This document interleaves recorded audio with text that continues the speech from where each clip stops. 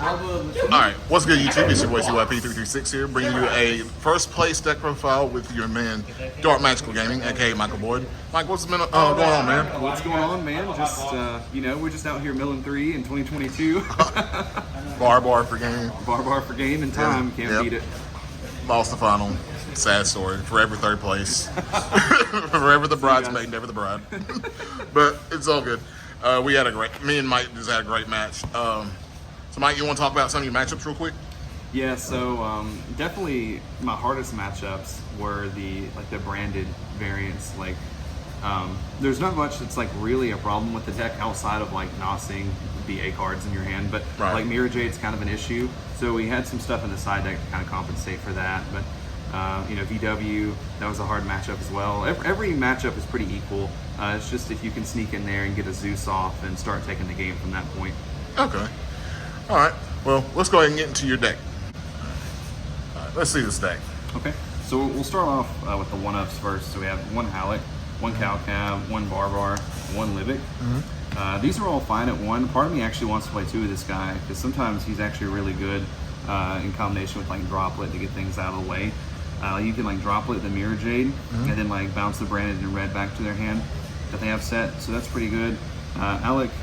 Alec's kind of always been the same. He's really good in formats where you have ignition effects, like the Tri-Brigades. So when they summon, you can send this and negate their Tri-Brigade. But this comes up in the Flow Wandries matchup when they go Eaglin and you use Beatrice to dump this, and then their effect will resolve and summon the next one. Their effect will be Chainlink 1 because they're turn player, and yours will be Chainlink 2 to negate their Ravina with this. Okay. So and then this guy doesn't really ever come up a lot. He's just more or less a name, and then we play Barbar because we win in time sometimes. Yeah. Oh yeah. Next up, we have the two Farfas that are common, not rare for some reason. I found myself using this to save my own monsters, so they'll make it to the following turn more than interruption lately. It's kind of weird, but I mean, to each their own, I guess. And then for the main ones, you have 3 Seer, 3 Graph, and then 3 Scarm. A lot of people play around with ratios on this, and if you're going to play Orbital Highlander, a lot of times these are 2 ofs. But I cut this to 2 for a while, and I really missed having the third in this deck because you almost always go into a grind with this, and the third one does come up. You'll see later that I have a third Dante in the extra deck. That also comes up as well a lot of the time. And then the honoraries, we have Rhino and Tour Guide. I don't even want to play these cards, to be honest with you. They just get wrecked so bad by Imperm and Valor. This card gets wrecked by Ash. Part of me wants to do what Pack was doing and just play 1, but there's not better cards that you really want to play. These would just be more BA names, honestly. But I mean, it was fine. I'm still testing out different things of the deck. And then for hand traps, you have 3 Ash and 3 Valor. I was doing 3 Ash and 3 Bell, but I think this deck, at least for game 1, needs the best middle ground matchup against everything. So this and these two and Imperm, every deck searches their specials and every deck has monster effects. So how do you feel about Bell in this format? Do you feel Crow's just a better card? Do you feel Bell is the better card? I'm kind of on the fence about it. I think that Bell in a lot of cases is more impactful, but DD Crow, unlike Bell, is actually sort of okay into the Sword Soul match, but Bell just really doesn't do anything unless they are doing Boxia to summon from Grave. But I think for this deck, it's just really important to just have the best middle ground cards you can. Right. So I mean, these could be Bell or they could be DD Crow. Sometimes it is better to have Bell to prevent them from banishing your stuff with their own DD Crows. But the Valor worked out good today. Then the spells, the 2 1-ofs, Duster and Called By. I never see this card, but everyone else always sees it against me. And then we have Double Desire because we can play 2 now.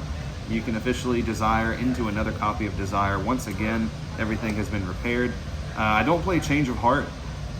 And a couple people have asked me why I don't play Change of Heart. It's because there are scenarios when you want Change of Heart, but you can't really ever just take play Change of Heart, take something, and then combo from there because all your monsters will auto-destruct.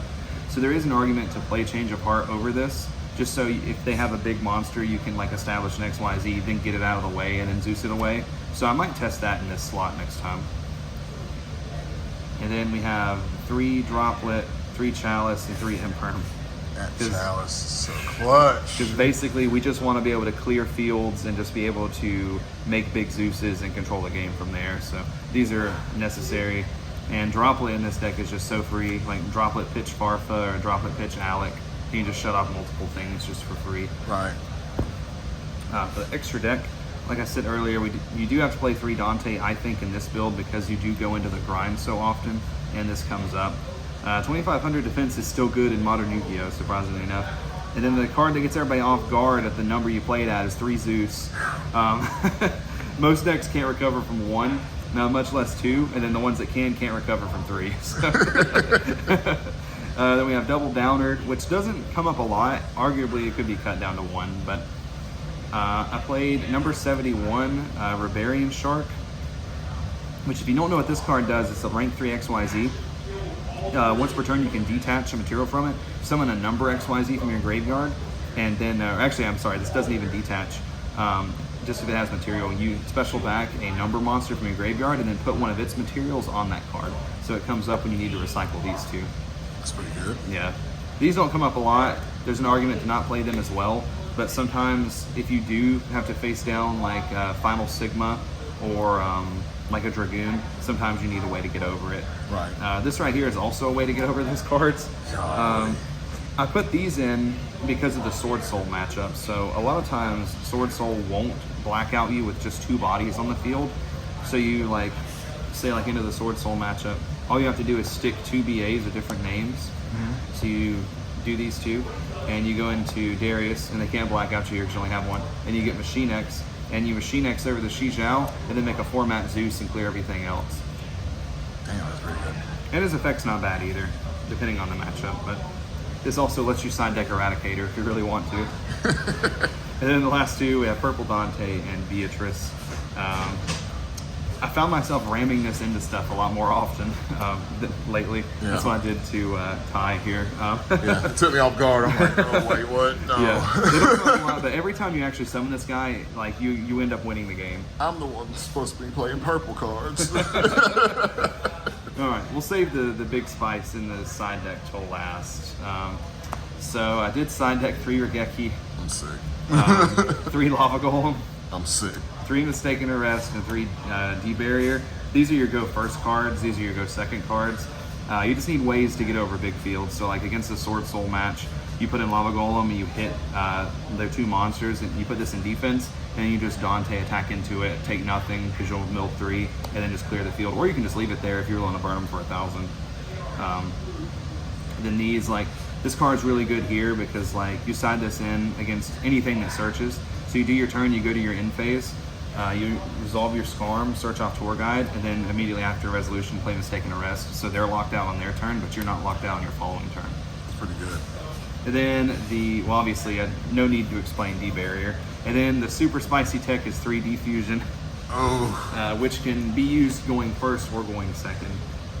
Like I said at the very beginning, Mirror Jade nuking you is a really big issue because there's no point in putting up like a format Zeus if it's just dying in the end phase. Right. So this card basically being quick effect or quick play compulsory evacuation device actually does come up. And it's good against anything else that has fusion monsters, obviously, but it was good today. I only saw it, I think, twice, but it was good both times. You can go spell this card, though, so be aware. I have to remember that. So that's the deck, guys. It's 40 cards. I do have to give a shout out to Shannon Long from Team Scheme. This is basic. I can't really take much credit. This is basically Shannon's deck, except made a few changes for the format. Obviously, Shannon was playing like the triple Pot of Desires, trying to swap out for a couple things. Mm-hmm. But in his extra deck, he was playing a couple different things. I think he was playing Fortune Tune, but I ended up swapping those to play the Machine X package, just so you have more XYZs to beat over problem cards. Okay, cool deal. So shout outs to him. All right, man. Well, appreciate you sitting down with me. Yeah, thanks for having me. Yeah, guys, this is TYP336. Sign out. Peace.